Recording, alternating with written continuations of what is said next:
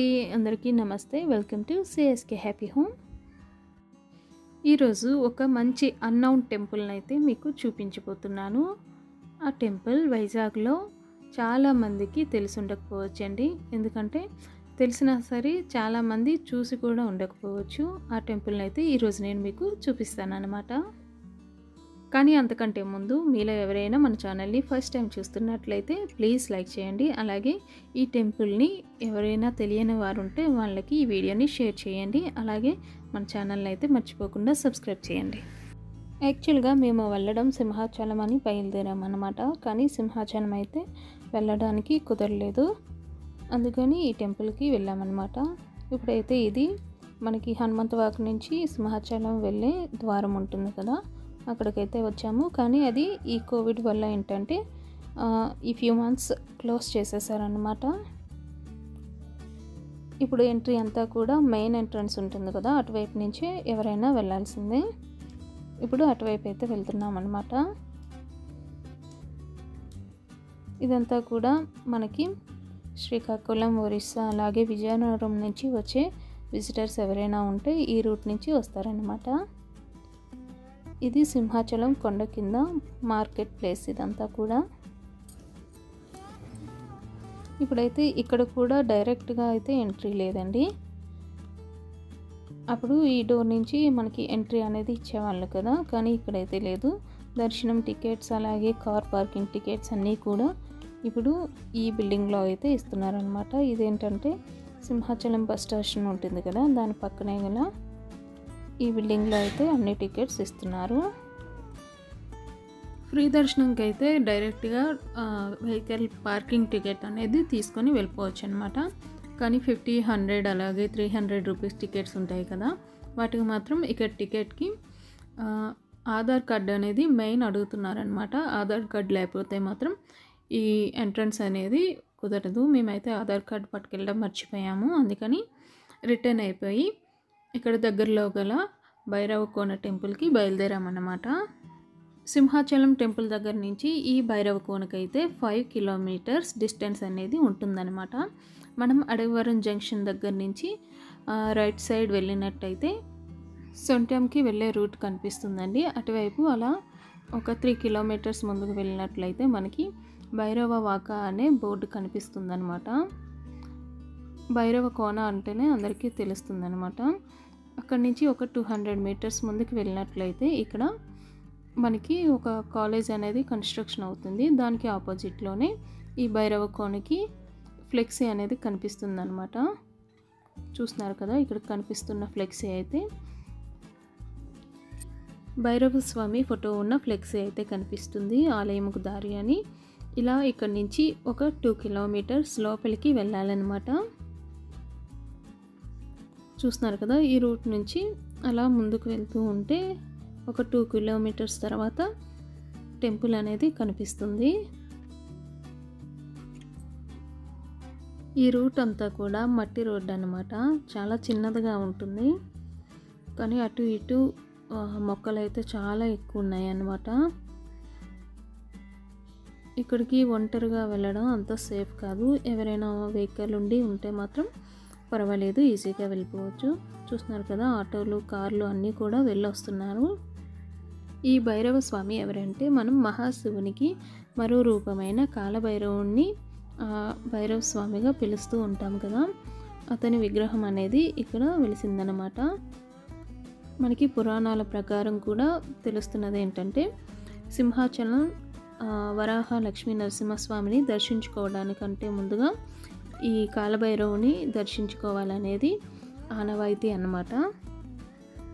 కానీ ఈ విషయం తెలియని వారైతే డైరెక్ట్గా సింహాద్రప్పన్న దర్శనానికి అయితే వెళ్ళిపోతూ ఉంటారు. కానీ తెలిసిన వాళ్ళు చాలామంది ఇక్కడికి వచ్చి తర్వాత అప్పుడు స్వామివారి దర్శనానికి వెళ్తూ ఉంటారనమాట. ఇప్పుడైతే 2 కిలోమీటర్స్ లోపలికి వచ్చిన తర్వాత మనకైతే ఈ విధంగా కార్ పార్కింగ్ అలాగే టెంపుల్ అది కనిపిస్తుందన్నమాట. ఈ భైరవ కోన అనేది కొండలన్నింటికి మధ్యలో ఉంటుందన్నమాట. అందుకని భైరవ కోన అంటారు. చూస్తున్నారు కదా, ఇక్కడైతే కార్స్ అవన్నీ కూడా పార్కింగ్ చేస్తున్నాయి. ఇది కాలభైరవుని టెంపుల్ కనుక భక్తులు అనేవారు ప్రతిరోజు వస్తూనే ఉంటారు. కానీ ఇక్కడ ఇది శివుని అవతారం కనుక ప్రతి సోమవారం రోజు విశేషమైన పూజలు అనేవి జరుపుతూ ఉంటారంట. ఈ కాలభైరవుని ఆలయంలో ఇంకొక ప్రత్యేకత ఏంటంటే ప్రతి అమావాస్యకు ముందు రోజు రాత్రి ఇక్కడ వందల సంఖ్యలో భక్తులు వచ్చి స్వామివారికి ప్రత్యేక దీపాలు అలాగే పూజలు అభిషేకాలు చేస్తూ ఉంటారు. ఈ గుడిలో ముఖ్యంగా ఏంటంటే మన ఇంట్లో ఏవైనా సమస్యలున్నా ఇంకా చెడు దృష్టి అలాగే కొన్ని చెడు ప్రయోగాలు చేస్తూ ఉంటారు కదా, అటువంటి వాటికి ఇక్కడ కొన్ని ప్రత్యేక పూజలను అయితే అందరూ నిర్వహిస్తూ ఉంటారనమాట. ఇక్కడ ఒక చెట్టు కనిపిస్తుంది కదా, ఇదైతే రుద్రాక్ష చెట్టు అనమాట.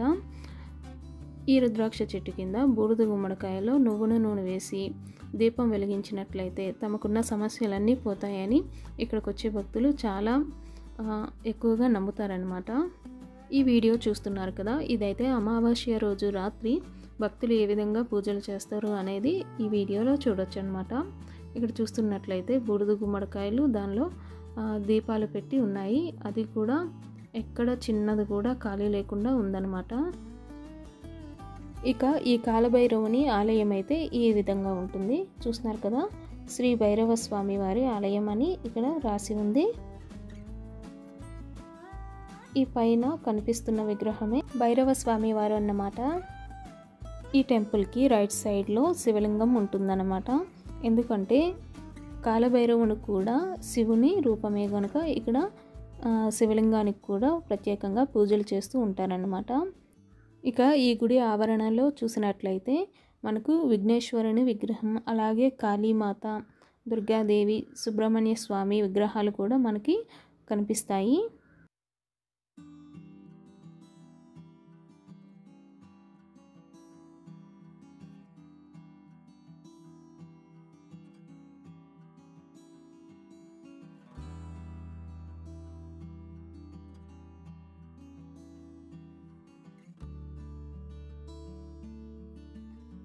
కుటుంబానాం ఆయురారోగ్యైశ్వర్యాభివృద్ధిస్తమనోభీష్టప్రాప్తిరస్తు సర్వసకలాభీష్టప్రాప్తిరస్తు భవంతో భవంతు. అమ్మ ఇది భైరవ స్వామి ఉంది అండి. ఉండిలో వేసుకుని ఏమైనా స్వామివారి చింతేయండి. మీరు ముడుపులు కానీ మొక్కుబళ్ళు కానీ స్వామివారి దక్షిణ ఏమైనా తీసుకుంటే ఇందులో వేసుకుంటే స్వామివారి చింతేయండి. అయ్యా నమస్కారం పదండి స్వామి.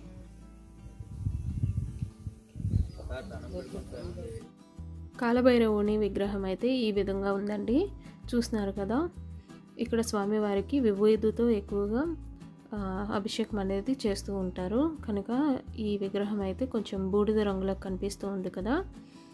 ఇప్పుడైతే ఇక్కడ విఘ్నేశ్వరుని ఆలయం కూడా ఉంది. చూస్తున్నారు కదా, ఇదే విఘ్నేశ్వరుని ఆలయం అన్నమాట. ఇక్కడ ఏ విగ్రహానికి కూడా పైన రూఫ్ టాప్స్ అనేవి లేవుండి ఈ విధంగా చెట్ల మధ్యలోనే ఉన్నాయన్నమాట విగ్రహాలన్నీ కూడా దేవుళ్ళవి. అలాగే ఇక్కడ చెట్లకి చూసినట్లయితే రెడ్ కలర్ క్లాత్లో ముడుపులు అనేవి కనిపిస్తున్నాయి కదా. మనకి ఏమైనా తీరని కోరికలు ఉన్నట్లయితే ఈ విధంగా స్వామివారికి మొక్కుకొని ఇక్కడ ముడుపులు అనేవి కడుతూ ఉంటారనమాట. ఇక్కడ చూస్తున్నారు కదా, చెట్లన్నీ కూడా రెడ్ కలర్ క్లాత్ అలాగే కొన్ని బ్యాంగిల్స్తోనైతే ఇక్కడ ముడుపులు అనేవి కడుతున్నారు అందరూ కూడా. ఈ రెడ్ కలర్లో కనిపిస్తున్నవన్నీ కూడా ముడుపులే అన్నమాట.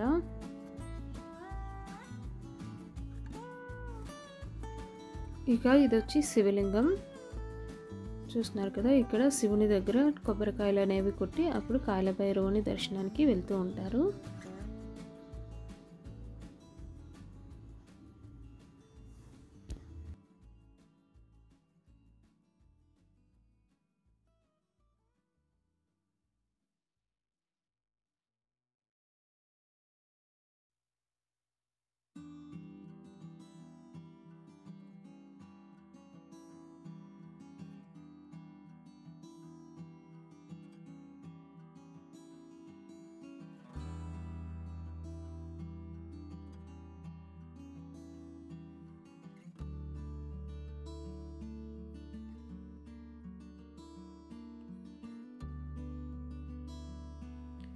దర్శనం అయిపోయిన తర్వాత ఇక్కడైతే కాసేపు కూర్చొని ఇక ఇంటికైతే స్టార్ట్ అయిపోయాము. వైజాగ్లో ఇటువంటి కాలభైరవుని ఆలయం ఉందని చాలామందికి తెలియదండి. ఎందుకంటే మేము కూడా పుట్టి పెరిగింది ఇక్కడే, కానీ మాకు కూడా ఈ ఆలయం గురించి తెలీదు. తెలిసినా సరే రావడం కూడా నేను ఇదే ఫస్ట్ టైం అనమాట. చుట్టూ వాతావరణం అంతా కూడా చాలా నీట్గా చాలా బాగుంది. తప్పకుండా మీరు కూడా ఎప్పుడైనా సింహాచలం వచ్చినట్లయితే తప్పకుండా ఈ కాలభైరవుని భైరవ కోన ఆలయాన్ని అయితే తప్పకుండా దర్శించండి. ఈ వీడియో కనుక మీకు నచ్చినట్లయితే ప్లీజ్ లైక్ చేయండి. అలాగే తెలియని వారి కోసం ఈ వీడియోని షేర్ చేయండి. ఇక నా ఛానల్ని అయితే తప్పకుండా సబ్స్క్రైబ్ చేయండి. Thank you.